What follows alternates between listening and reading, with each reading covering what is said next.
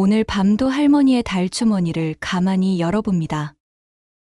한양 북촌의 달빛 아래 검은 복면을 쓴 그림자 하나가 담장을 훌쩍 넘었습니다.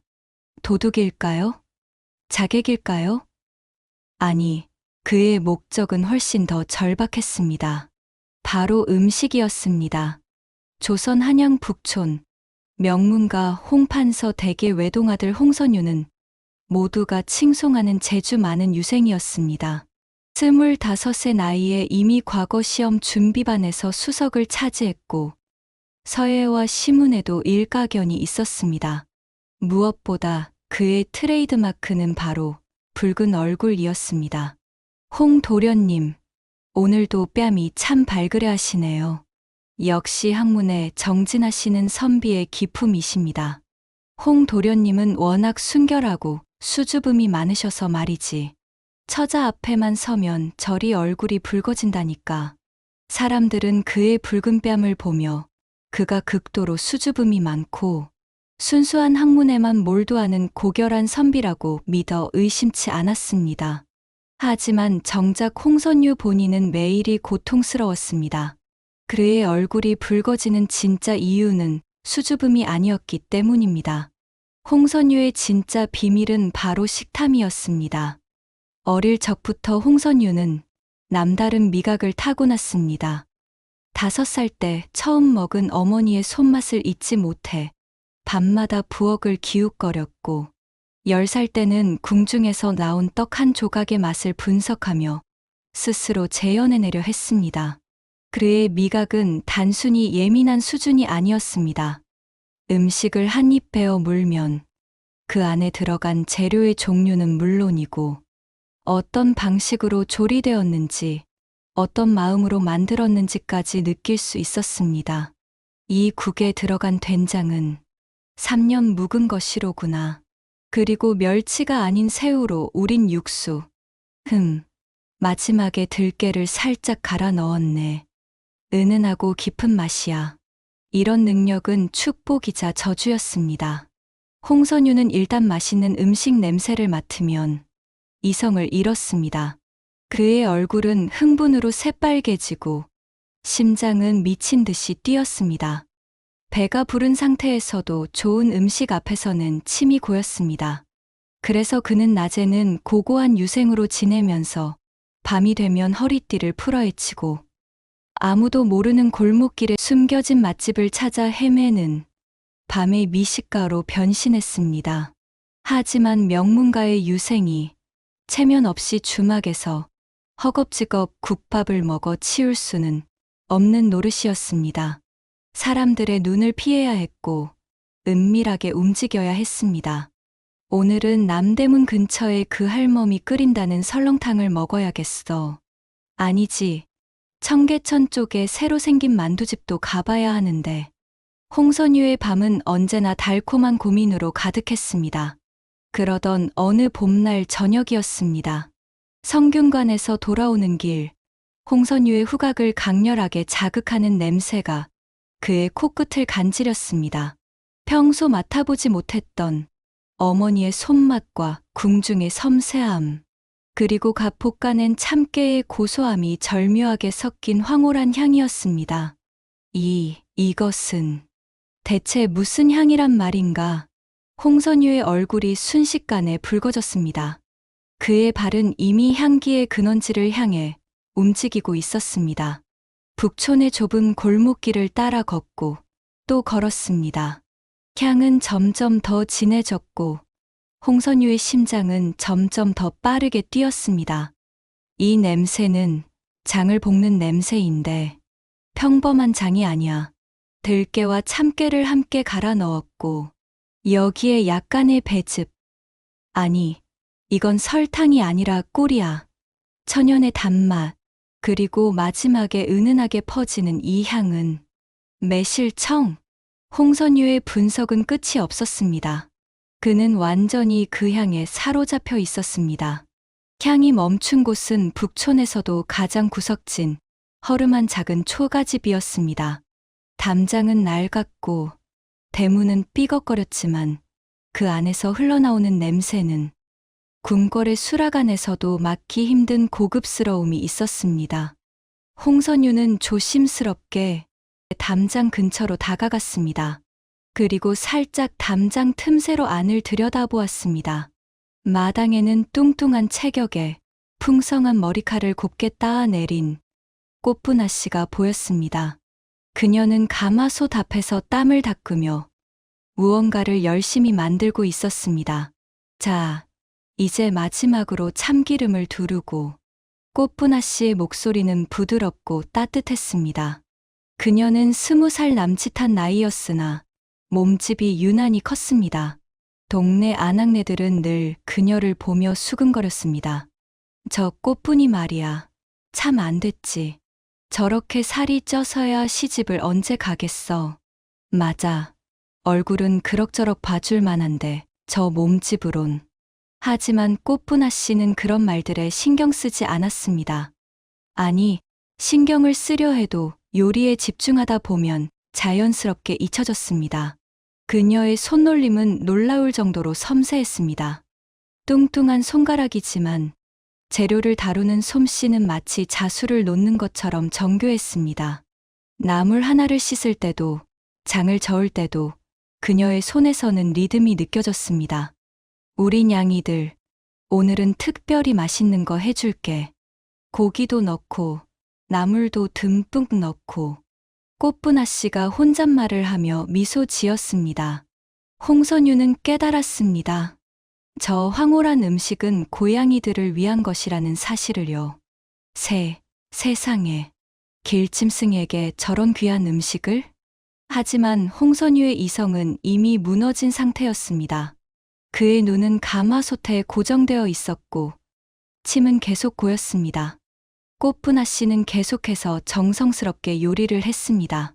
자, 이제 밥이랑 비벼주고, 참기름을 조금만 더. 완성. 그녀가 만든 것은 비밀 잡탕밥이었습니다. 신선한 나물과 귀한 고기를 넣어 정성껏 끓여낸 뒤, 그녀만의 비법으로 볶은 장을 넣어 비벼낸 밥이었습니다. 꽃분 아씨는 완성된 밥을 작은 밥상에 담아 마당 한쪽에 놓았습니다.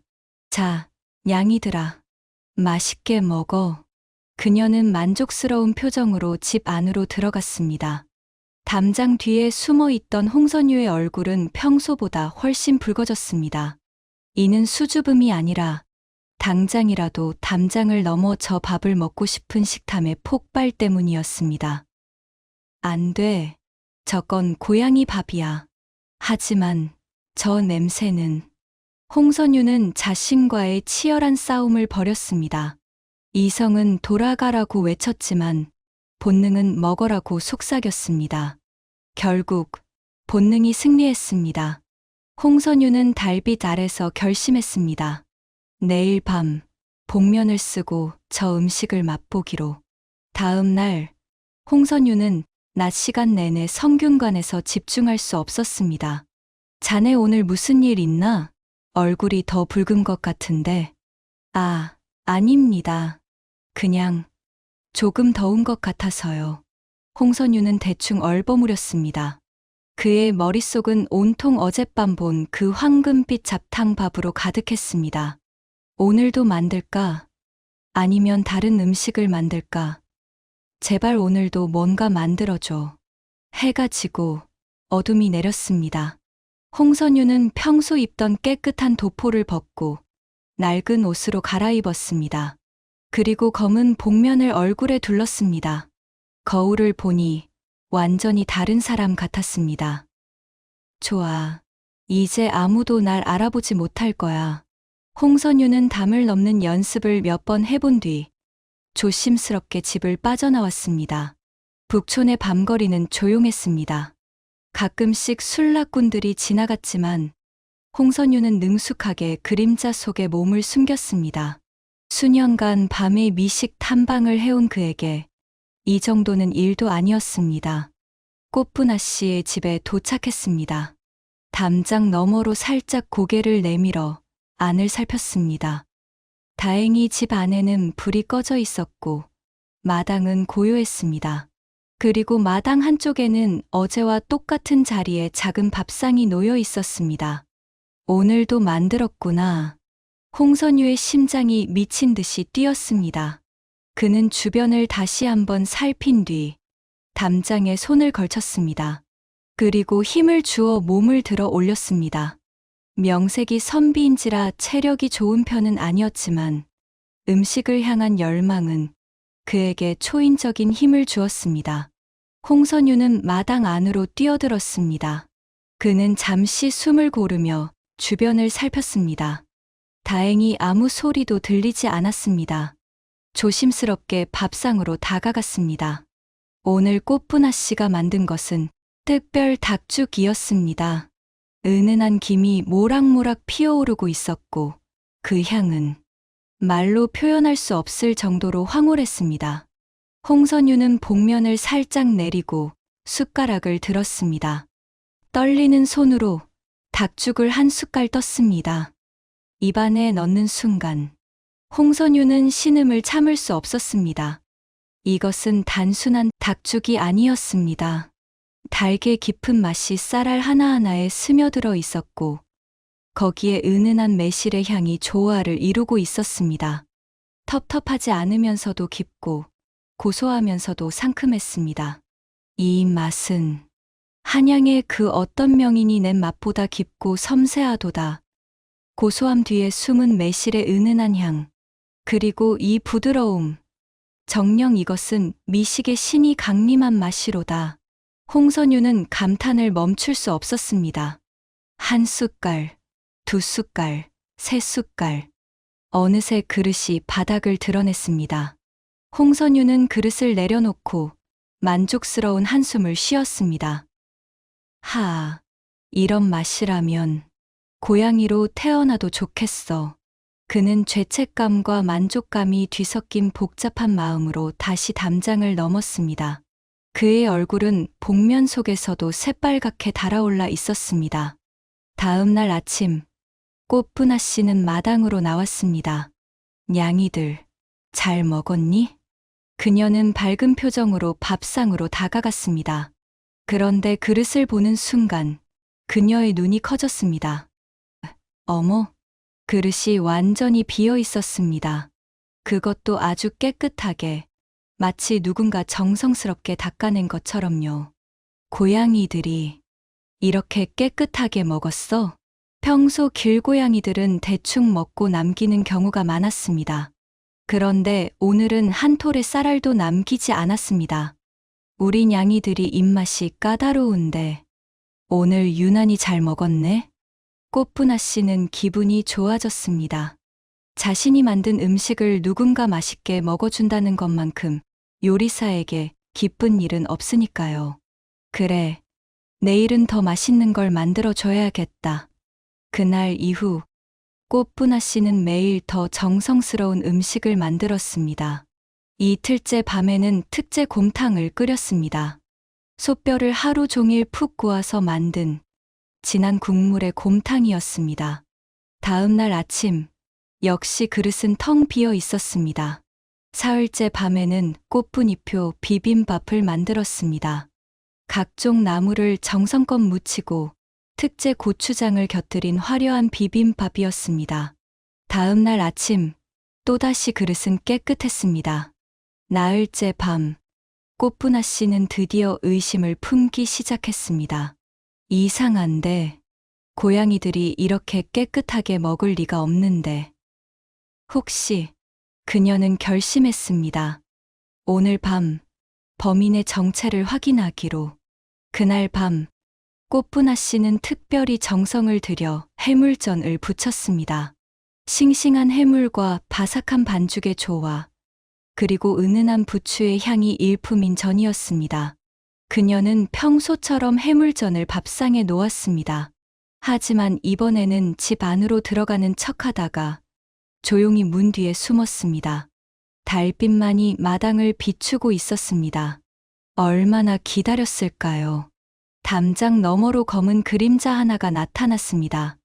꽃분아 씨는 숨을 죽였습니다. 그림자는 능숙하게 담장을 넘었습니다. 그리고 밥상을 향해 곧장 다가갔습니다. 복면을 쓴 사내는 주변을 살피지도 않고 해물전에 시선을 고정한 채 다가왔습니다. 그의 움직임에서는 음식을 향한 순수한 열망이 느껴졌습니다. 사내는 복면을 벗어던졌습니다. 달빛 아래 드러난 얼굴은 놀랍게도 북촌에서 유명한 홍판서 댁도련님이었습니다. 오늘은 해물전이로구나. 홍선유는 감탄하며 해물전을 집어 들었습니다.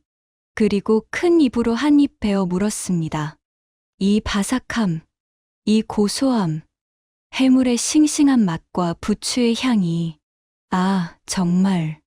홍선유의 얼굴은 해물전의 뜨거운 열기 때문인지, 아니면 너무 맛있어서 흥분한 것인지, 평소보다 훨씬 더 붉게 달아올라 있었습니다.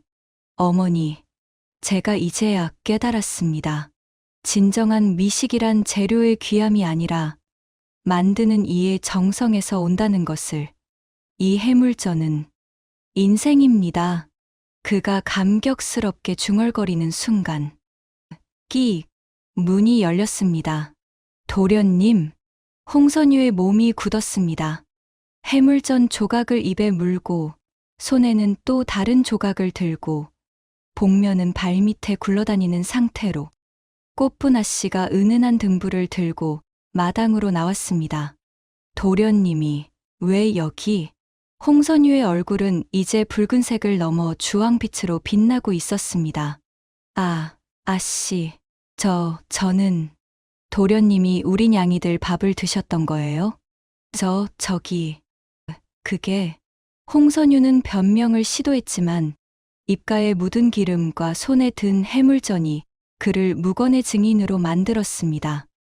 저는 길을 가다가 배가 너무 고파서 도련님, 거짓말은 안 하시는 게 좋을 것 같아요.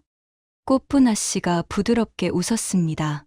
어제도, 그제도, 그 전날도 도련님이셨죠? 홍선유는 더 이상 변명할 수 없었습니다. 그는 고개를 푹 숙였습니다. 죄송합니다, 아씨. 제가 정말. 그런데 예상과 달리 꽃분아 씨는 화를 내지 않았습니다. 오히려 환하게 웃었습니다. 아이고, 도련님, 놀라셨지요? 아씨, 전 사실 좀 이상하다고 생각했어요. 우리 냥이들이 갑자기 밥을 깨끗하게 먹더라고요. 평소엔 까다로워서 잘 안 먹는데. 꽃분아 씨는 홍선유 앞에 앉았습니다. 그녀가 앉자 작은 마루가 삐걱 소리를 냈습니다. 그런데 도련님이셨다니. 어쩐지 그릇이 너무 깨끗하더라고요. 정말 죄송합니다. 제가 아씨의 음식이 너무 맛있어서 참을 수가 없었습니다. 홍선유의 목소리는 진심으로 가득했습니다. 꽃분아 씨는 고개를 저었습니다. 아니에요, 도련님. 저는 오히려 기쁩니다. 예, 제가 만든 음식을 이렇게 맛있게 드시는 분을 만난 게 너무 기쁘거든요. 꽃분아 씨의 눈은 진심으로 빛나고 있었습니다. 저는 요리를 할 때 항상 생각해요. 이 음식이 누군가의 하루를 조금이라도 행복하게 만들 수 있다면 얼마나 좋을까 하고요. 그런데 도련님께서 제 음식을 인생이라고 불러주시니 얼마나 영광인지 몰라요. 홍선유는 꽃분아 씨를 바라보았습니다. 사람들은 늘 그녀의 뚱뚱한 몸집을 보고 수근거렸습니다. 저렇게 살이 찌면 시집도 못 갈 텐데 아무리 손맛이 좋다 한들 저 몸집으론. 하지만 지금 홍선유의 눈에는 달빛 아래 그녀의 따뜻한 미소와 진심 어린 눈빛만이 보였습니다. 섬세하고 따뜻한 마음씨가 온몸에서 느껴졌습니다. 아씨, 도련님, 앞으로는 담을 넘지 마시고 문으로 들어오세요. 제가 매일 저녁 뭔가 만들어 놓을게요. 정말입니까? 네. 하지만 조건이 있어요. 무슨 조건이든 들어드리겠습니다. 제가 만든 음식에 대해 솔직하게 평가해 주세요. 좋은 것은 좋다고, 부족한 것은 부족하다고. 도련님의 입맛을 믿을 수 있을 것 같거든요. 홍선유의 얼굴에 환한 미소가 번졌습니다. 감사합니다, 아씨. 제가 평생 아씨의 첫 번째 맛 평가단이 되겠습니다. 그날 밤, 두 사람은 마당에 앉아 해물전을 나눠 먹으며 이야기꽃을 피웠습니다. 그날 이후 홍선유의 일과는 완전히 바뀌었습니다. 낮에는 성균관에서 학문에 정진하고 밤에는 꽃분아 씨의 집을 찾아가 그녀가 만든 음식을 맛보는 것이 일상이 되었습니다.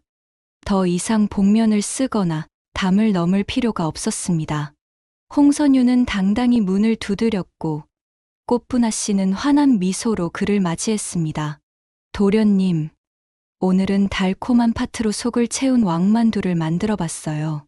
오, 만두라니. 제가 얼마나 만두를 좋아하는지 아십니까? 홍선유는 뜨거운 만두를 호호 불며 한 입 베어 물었습니다. 아씨, 이 만두는 세상의 모든 만두가 아씨의 만두 앞에서 무릎을 꿇어야 할 맛입니다. 어찌 이리 팥소가 섬세하면서도 깊은 맛을 낼 수 있단 말입니까? 별 말씀을요.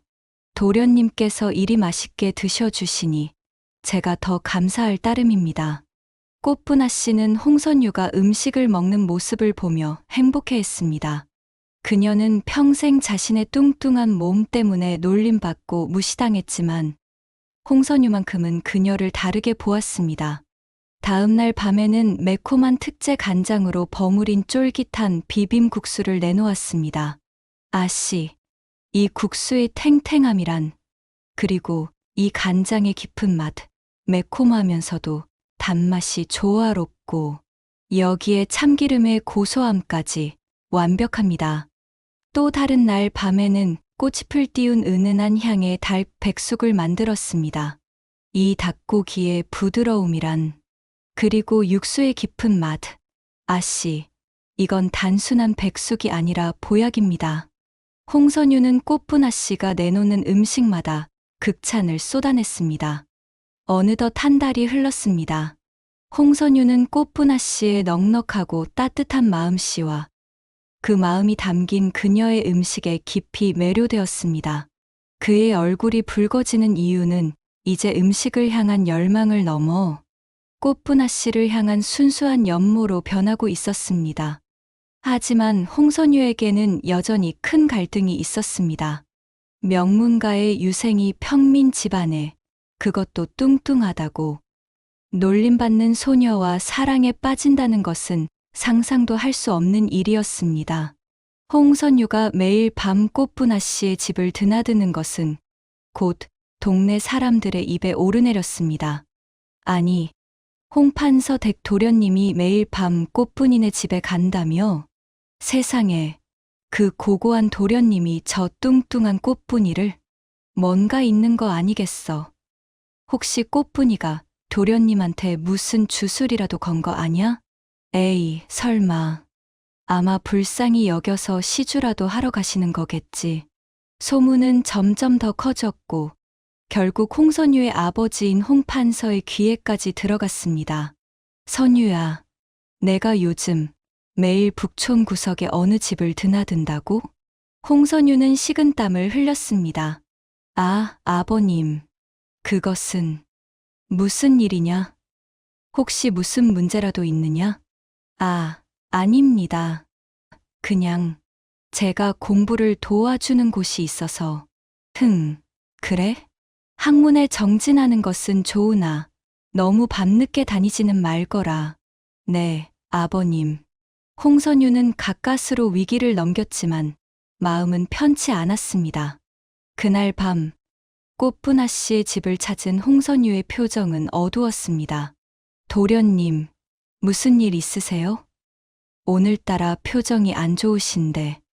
꽃분아 씨가 걱정스럽게 물었습니다. 아, 아닙니다. 그냥 조금 피곤해서. 하지만 꽃분아 씨는 눈치챘습니다. 혹시 저 때문에 곤란하신 거 아니에요? 아씨, 동네에서 소문이 났죠? 제가 들었어요. 명문가 도련님이 뚱뚱한 평민 여자네 집을 드나든다고 꽃분 아씨의 목소리가 조금 떨렸습니다. 아씨, 그런 게 아니라. 괜찮아요, 도련님. 저도 알고 있었어요. 언젠가는 이럴 거라고. 도련님은 높은 분이시고, 저는 그냥 뚱뚱하고 볼품없는 평민일 뿐이니까요. 홍선유의 가슴이 찢어질 것 같았습니다. 아씨, 그런 말씀 마십시오. 홍선유는 꽃분 아씨의 손을 잡았습니다.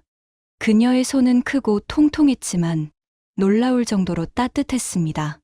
아씨께서는 제가 만난 사람 중 가장 아름다운 분입니다. 도련님. 사람들은 아씨의 몸집을 보고 수근거리지만 저는 압니다. 아씨의 진정한 아름다움은 겉모습이 아니라 그 넉넉한 마음씨와 정성스러운 손길에 있다는 것을요. 꽃분 아씨의 눈에 눈물이 맺혔습니다. 하지만 도련님, 세상은 그렇게 보지 않잖아요. 그렇다면 제가 세상에 증명하겠습니다. 아씨가 얼마나 대단한 분인지. 홍선유의 얼굴은 결연함으로 가득했습니다. 그로부터 며칠 후 홍선유에게 급한 소식이 전해졌습니다. 홍선유의 스승이자 성균관의 대학자인 정 선생이 심각한 병에 걸려 식음을 전폐하게 된 것입니다. 스승님께서 병환이 드셨다니. 홍선유는 급히 스승님 댁으로 달려갔습니다. 스승님은 병상에 누워 계셨고 그의 얼굴은 핏기 하나 없이 창백했습니다. 스승님, 오, 선유야, 왔구나. 스승님, 어찌 이렇게 되셨습니까? 늙으면 다 그런 게지. 별것 아니니 걱정 말거라. 하지만 스승님의 상태는 심각해 보였습니다. 옆에서 간병하던 스승님의 부인이 한숨을 쉬었습니다. 선유야, 영감이 일주일째 아무것도 드시질 않는구나. 무슨 음식을 해도 입에 대지 않으시니. 일주일이나요? 홍선유는 깊은 걱정에 빠졌습니다. 스승님은 평소 미식에 일가견이 있는 분이었습니다. 좋은 음식을 감별하는 능력이 뛰어나 궁중에서도 음식 평가를 부탁받을 정도였습니다. 그런 분이 음식을 입에 대지 않는다는 것은 보통 일이 아니었습니다. 집으로 돌아온 홍선유는 밤새 고민했습니다. 스승님께 무엇을 드려야 할까? 입맛을 돋우고 기력을 회복할 수 있는 음식. 세상에 그런 음식이 있을까? 그때 홍선유의 머릿속에 한 사람이 떠올랐습니다. 꽃분 아씨. 그래. 아씨의 음식이라면 분명 가능해. 홍선유는 날이 밝자마자 꽃분 아씨의 집으로 달려갔습니다. 아씨, 부탁이 있습니다. 홍선유는 숨을 헐떡이며 꽃분 아씨에게 사정을 설명했습니다. 제 스승님께서 병환으로 일주일째 식음을 전폐하셨습니다. 아씨의 정성 어린 음식이 아니면 스승님을 살릴 수 없을 것 같습니다. 부디 저를 도와주시겠습니까? 꽃분 아씨는 단 한 번의 망설임도 없이 대답했습니다. 도련님의 스승님은 곧 저희 스승님이에요. 제가 가진 모든 정성을 쏟아 음식을 만들겠습니다. 감사합니다, 아씨. 하지만 도련님도 도와주셔야 해요. 좋은 음식은 정성과 마음이 함께 담겨야 하니까요. 무엇이든 하겠습니다. 그날 밤, 홍선유와 꽃분 아씨는 작은 부엌에서 밤샘 요리에 들어갔습니다. 도련님, 먼저 장작을 패주세요. 불의 세기가 중요하거든요. 알겠습니다. 홍선유는 생전 처음 장작을 팼습니다. 명문가 도련님이 장작을 패다니 상상도 할 수 없는 일이었지만 그는 기꺼이 했습니다. 좋아요. 이제 물을 길어주세요. 우물물로요? 네. 홍선유는 우물로 달려가 물을 길었습니다. 무거운 물동이를 메고 오는 것도 처음이었지만 스승님을 위한다는 생각에 힘이 났습니다. 도련님, 이제 이 재료들을 다듬어 주세요. 제가 알려드리는 대로만 하시면 돼요. 꽃분 아씨는 홍선유에게 하나하나 정성스럽게 가르쳐 주었습니다. 홍선유는 그녀의 손놀림을 보며 감탄했습니다. 뚱뚱한 손가락이지만 나물 하나를 다듬을 때도 고기를 썰 때도 그 움직임은 마치 예술가의 분놀림처럼 우아했습니다. 아씨의 손길은 정말 아름답습니다. 꽃분 아씨는 얼굴을 붉히며 고개를 숙였습니다. 도련님, 지금은 집중해야 해요. 스승님을 위해서요. 아, 네. 죄송합니다. 두 사람은 밤새 요리를 했습니다. 꽃분아 씨는 신선한 연잎을 물에 불리고 귀한 약재들을 정성껏 손질했습니다. 홍선유는 그녀의 지시에 따라 불을 조절하고 재료를 준비했습니다. 가마솥에서는 은은한 향이 피어올랐습니다. 도련님, 이제 마지막 단계예요. 이 쌀을 씻어서 넣어주세요. 이 쌀은 찹쌀인가요? 맞아요. 찹쌀과 맵쌀을 3대 7로 섞은 거예요. 소화도 잘 되고 기력 회복에도 좋아요. 꽃분아 씨는 홍선유가 준비한 쌀을 가마솥에 넣었습니다. 그리고 나지막이 기도하듯 중얼거렸습니다. 부디 이 음식이 스승님의 기력을 회복시켜 드릴 수 있기를. 홍선유는 그 모습을 보며 가슴이 뭉클했습니다. 자신을 위한 것도 아닌 자신의 스승을 위해 이렇게 정성을 다하는 꽃분아 씨의 마음이 너무나 고마웠습니다. 새벽녘, 드디어 요리가 완성되었습니다. 연잎 정화죽이었습니다. 은은한 향의 연잎 속에 갖가지 약재와 쌀알을 넣어 푹 고하는 죽이었습니다. 완성입니다. 도련님. 꽃분아 씨는 땀을 닦으며 미소 지었습니다. 그녀의 얼굴에도 땀이 흘렀지만 그 표정은 만족감으로 가득했습니다. 아씨, 정말 감사합니다. 홍선유는 죽을 정성스럽게 그릇에 담았습니다. 아침 일찍 홍선유는 아직 따뜻한 연잎 정화죽을 들고 스승님 댁으로 달려갔습니다. 스승님, 제가 특별한 음식을 가져왔습니다. 스승님은 여전히 병상에 누워 계셨지만 홍선유가 가져온 죽의 향을 맡고는 눈을 떴습니다. 이 향은 스승님, 한 숟갈만 드셔보세요. 홍선유는 조심스럽게 죽을 떠서 스승님께 드렸습니다. 스승님은 천천히 죽을 입에 넣었습니다. 그리고 눈을 크게 떴습니다. 오, 이 맛은. 스승님의 얼굴에 생기가 돌기 시작했습니다. 이 죽은 단순한 죽이 아니로다. 연잎의 맑은 기운과 약재의 깊은 맛, 그리고 무엇보다 만든 이의 정성이 느껴지는구나. 스승님은 한 숟갈, 두 숟갈, 계속해서 죽을 드셨습니다. 그리고 한 그릇을 다 비우셨습니다. 마음이 맑아지고 기력이 살아나는 것 같구나. 이토록 정성이 가득한 음식을 누가 만들었느냐? 홍선유는 잠시 망설였습니다. 하지만 이제는 숨길 수 없었습니다. 스승님, 이것은 저의 진정한 마음을 받아준 저희 연인이 만든 음식입니다. 연인, 자네에게 연인이? 스승님은 놀라서 홍선유를 바라보았습니다. 네, 스승님. 그분은 북촌에 사는 평민 여자입니다. 그리고 사람들이 뚱뚱하다고 놀리는 분입니다. 홍선유의 목소리는 떨렸지만 단호했습니다. 하지만 스승님, 그분은 제가 만난 사람 중 가장 아름다운 마음씨를 가진 분입니다. 그분의 음식에는 사람의 마음을 치유하는 힘이 있습니다. 이 죽이 그 증거입니다. 스승님은 잠시 침묵했습니다. 그리고 천천히 입을 열었습니다. 선유야, 자네는 진정한 것을 보는 눈을 가졌구나. 스승님, 세상 사람들은 겉모습만 보고 판단하지. 하지만 진정한 가치는 내면에 있는 법이다. 이 음식을 먹어보니 알겠구나. 그 여인은 정말 대단한 사람이야. 스승님은 홍선유의 손을 잡았습니다. 선유야, 자네의 마음을 따르거라. 진정한 사랑은 겉모습이나 신분이 아니라 서로의 마음을 이해하고 존중하는 것이니까.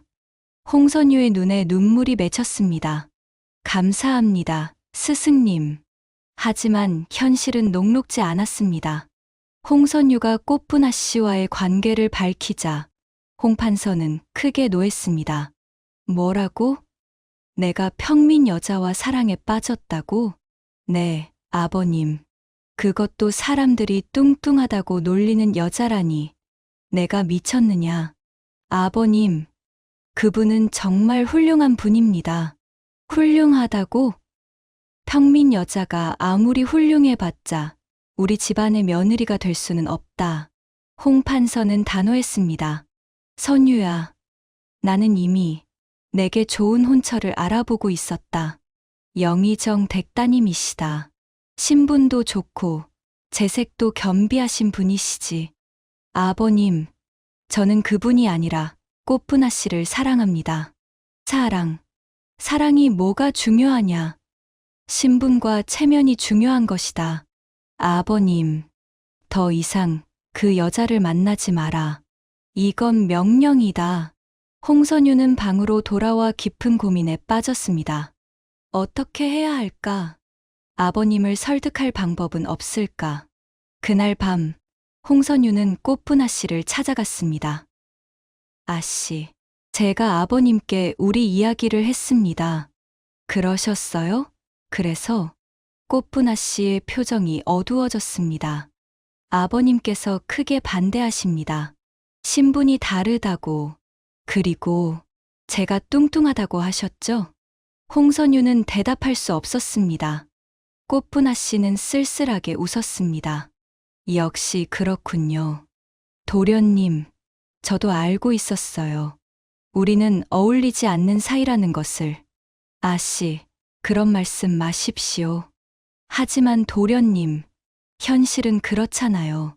도련님은 명문가의 자제시고 저는 그저 뚱뚱한 평민일 뿐이에요.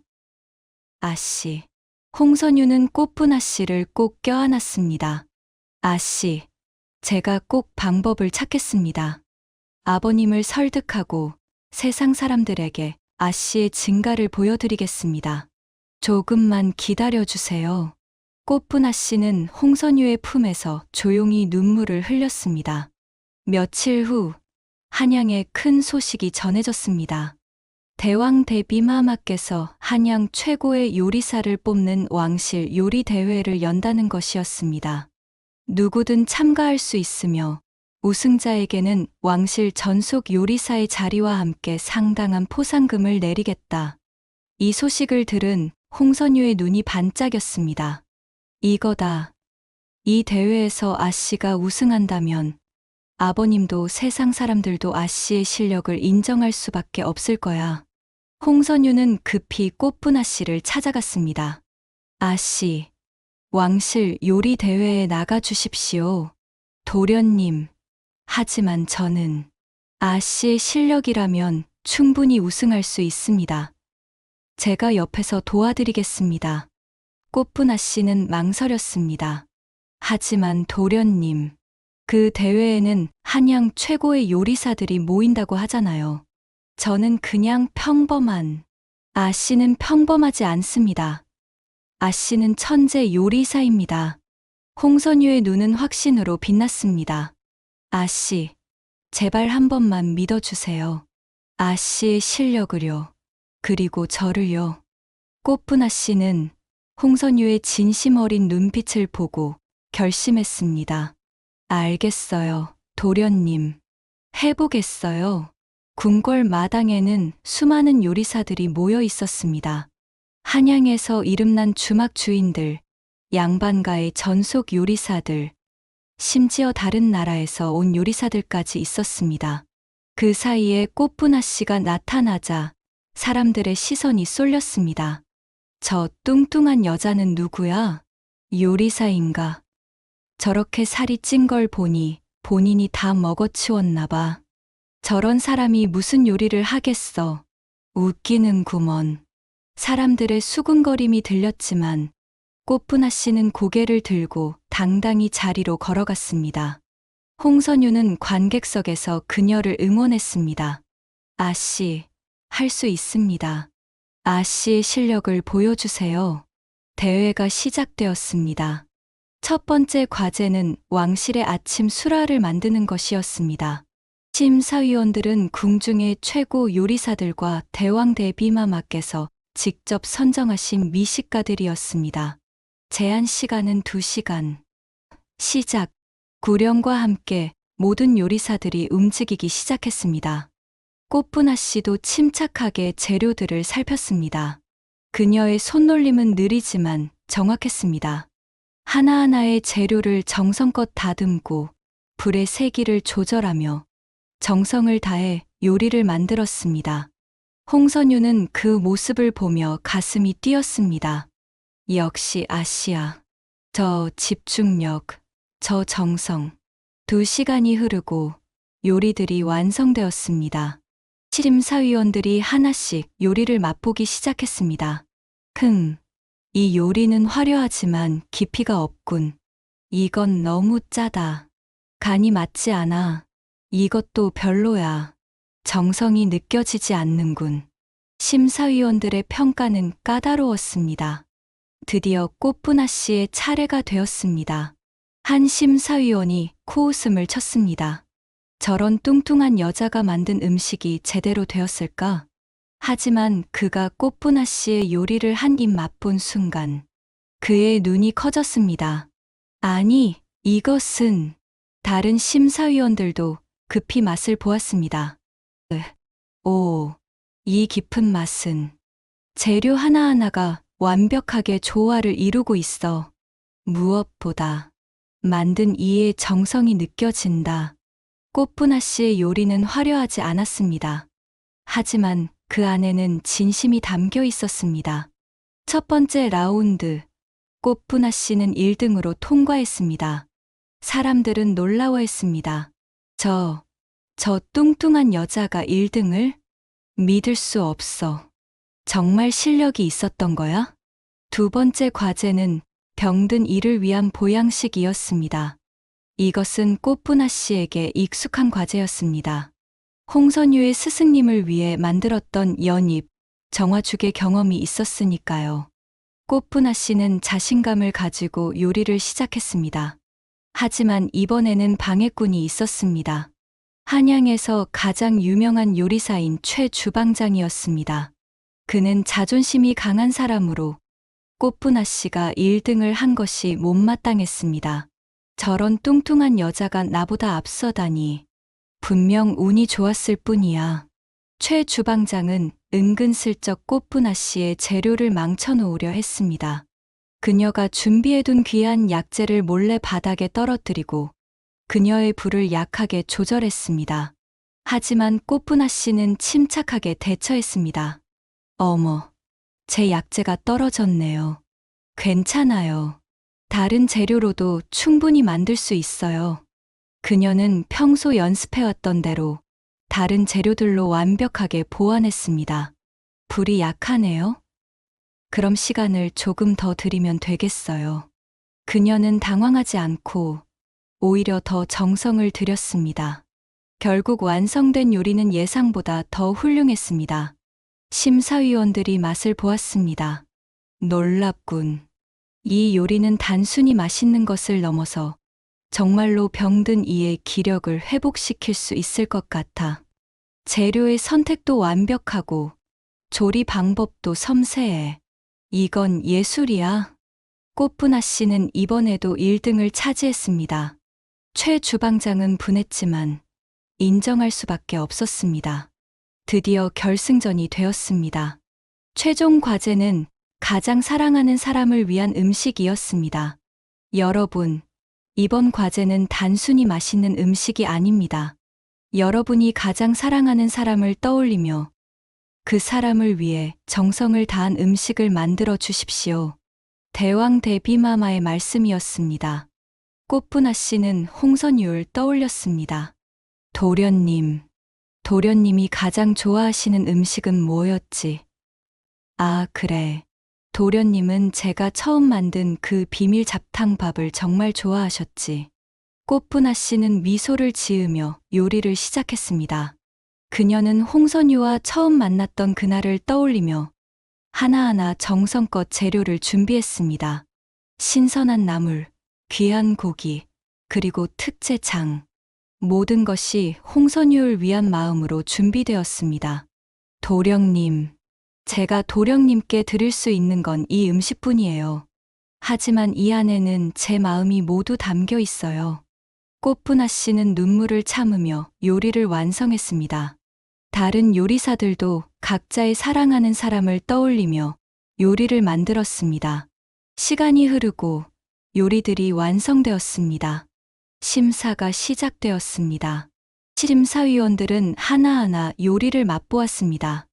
이건 화려하고 맛있지만 진심이 느껴지지 않는군. 이것도 기교는 좋은데 마음이 없어. 그리고 드디어 꽃분아 씨의 요리 차례가 되었습니다. 심사위원들이 한 숟갈씩 떠서 입에 넣었습니다. 그 순간 모든 심사위원들이 말을 잃었습니다.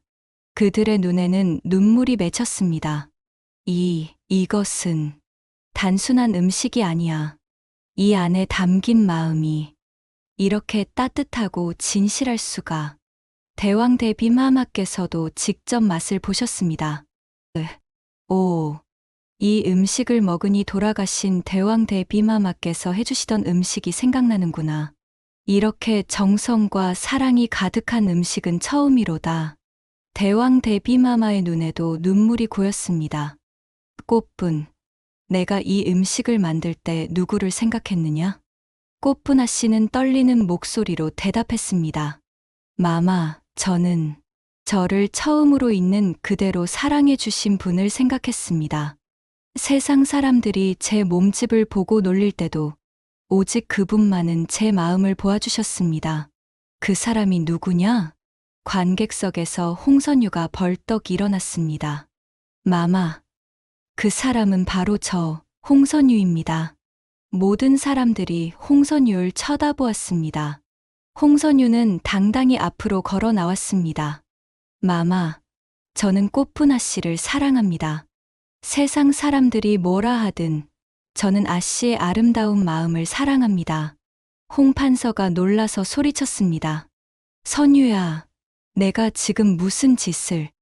하지만 홍선유는 물러서지 않았습니다. 아버님, 저는 진심입니다. 꽃분아 씨는 세상 그 누구보다 아름다운 마음을 가진 분입니다. 오늘 이 대회가 그것을 증명했습니다. 대왕 대비마마께서 미소를 지으셨습니다. 참으로 아름다운 사랑이로구나. 진정한 사랑은 겉모습이 아니라 마음을 보는 것이니. 대왕 대비마마께서 선언하셨습니다. 이번 왕실 요리 대회의 우승자는 꽃분이다. 꽃분아 씨는 우승자가 되었습니다. 왕실로부터 상당한 포상금과 함께 왕실 전속 요리사가 될 수 있는 자격을 받았습니다. 하지만 더 중요한 것은 세상 사람들이 그녀를 인정하기 시작했다는 것입니다. 저 여인, 뚱뚱하지만 실력은 정말 대단하더라. 맞아. 역시 사람은 겉모습만 보면 안 되는 거야. 홍 도련님의 선택이 옳았어. 저런 재능 있는 여인을 알아본 거니까. 홍 판서도 마음을 바꾸었습니다. 선유야, 내가 잘못 생각했구나. 진정한 가치는 신분이나 겉모습이 아니라 그 사람의 능력과 마음이로구나. 아버님, 꽃분아 씨를 데려오너라. 내가 직접 사과하고 허락을 구하겠다. 홍선유는 감격했습니다. 감사합니다, 아버님. 며칠 후 홍선유와 꽃분아 씨의 혼례식이 열렸습니다. 많은 사람들이 축하하러 왔습니다. 홍선유의 스승님도 오셨습니다. 선유야, 꽃분아 씨, 축하하네. 자네들은 진정한 사랑이 무엇인지 보여주었어. 꽃분아 씨는 여전히 뚱뚱했지만 그 누구도 그것을 문제 삼지 않았습니다. 오히려 사람들은 그녀의 실력과 따뜻한 마음씨에 감탄했습니다. 혼례식 날, 홍선유는 꽃분아 씨에게 말했습니다. 아씨, 제 얼굴이 왜 붉은지 이제 아시겠죠? 네, 도령님. 음식 때문이었죠? 맞습니다. 하지만 이제는 다릅니다. 홍선유의 얼굴이 다시 붉어졌습니다. 이제 제 얼굴이 붉어지는 이유는 아 씨를 사랑하기 때문입니다. 아 씨를 볼 때마다, 아 씨의 목소리를 들을 때마다 제 심장은 뛰고 얼굴은 붉어집니다. 꽃분아 씨도 얼굴을 붉혔습니다. 도령님, 저도 도령님을 사랑해요. 두 사람은 서로를 껴안았습니다. 혼례 후 홍선유와 꽃분아 씨는 행복한 삶을 살았습니다. 꽃분아 씨는 왕실 전속 요리사가 되는 대신 북촌의 작은 마음 담은 주막을 열었습니다. 이 주막은 단순히 음식을 파는 곳이 아니었습니다. 어서 오세요. 무엇이 필요하신가요? 꽃분아 씨는 손님들의 이야기를 들어주고 그들이 필요로 하는 음식을 만들어 주었습니다. 슬픈 일이 있는 사람에게는 위로가 되는 따뜻한 죽을, 기쁜 일이 있는 사람에게는 축하의 의미가 담긴 화려한 음식을, 병든 사람에게는 기력을 회복시키는 보양식을, 주막은 곧 한양에서 가장 유명한 곳이 되었습니다. 홍선유는 과거 시험에 합격하여 관직에 나갔지만 매일 저녁에는 어김없이 아내의 주막으로 돌아왔습니다. 아씨, 오늘은 무엇을 만드셨습니까? 도령님, 오늘은 도령님이 좋아하시는 해물전이에요. 오, 역시 아씨는 제 마음을 아십니다. 홍선유의 얼굴은 여전히 붉었습니다. 하지만 이제 그것은 수줍음도, 단순한 식탐도 아닌 진정한 사랑과 행복 때문이었습니다. 1년 후 홍선유와 꽃분아 씨 사이에 아이가 태어났습니다. 통통하고 귀여운 아들이었습니다. 아씨, 우리 아들이 저를 닮아 얼굴이 붉네요. 도령님, 아니에요. 우리 아들은 저를 닮아 통통해요. 둘 다 닮았나 봅니다. 아이는 자라면서 부모님의 장점을 모두 물려받았습니다. 아버지의 섬세한 미각과 어머니의 뛰어난 요리 실력을. 아버지, 이 음식에는 들깨가 들어갔어요. 오, 우리 아들 대단한데? 정말 맞았다. 어머니, 저도 요리 배우고 싶어요. 그래, 우리 아들. 어머니가 가르쳐 줄게. 아이는 행복하게 자랐습니다. 그리고 훗날 그 아이는 조선 최고의 요리사가 되었다는 이야기가 전해집니다. 세월이 흘러 홍선유와 꽃분아 씨는 나이가 들었습니다. 홍선유의 얼굴은 여전히 붉었습니다. 어느 날 손자가 물었습니다. 할아버지, 왜 할아버지 얼굴은 늘 붉으세요? 홍선유는 손자를 안아주며 말했습니다. 그건 말이다. 할아버지가 맛있는 음식을 볼 때마다 행복해지기 때문이란다. 그럼 항상 행복하시겠네요. 할머니가 매일 맛있는 음식을 만드시잖아요. 맞다. 할아버지는 할머니 덕분에 평생 행복하단다. 꽃분아 씨가 부엌에서 나왔습니다. 그녀는 여전히 통통했지만 그 얼굴에는 행복이 가득했습니다. 영감님, 오늘 저녁은 영감님 좋아하시는 해물전이에요. 오, 역시 할멈은 제 마음을 아십니다. 홍선유의 얼굴이 다시 한번 붉어졌습니다. 손자가 깔깔 웃었습니다. 할아버지 얼굴이 또 빨개졌어요. 그래, 할아버지는 할머니를 볼 때마다 얼굴이 빨개진단다. 그게 사랑이란다. 꽃분아 씨와 홍선유는 서로를 바라보며 미소 지었습니다. 세상은 그들을 처음에 이해하지 못했습니다. 명문가 도련님과 뚱뚱한 평민 소녀의 사랑을. 하지만 결국 세상은 배웠습니다. 진정한 사랑은 겉모습이 아니라 마음을 보는 것이고, 진정한 아름다움은 외모가 아니라 내면에 있다는 것을. 그리고 무엇보다 정성이 담긴 음식은 사람의 마음을 치유하고, 진실한 사랑은 모든 편견을 이긴다는 것을.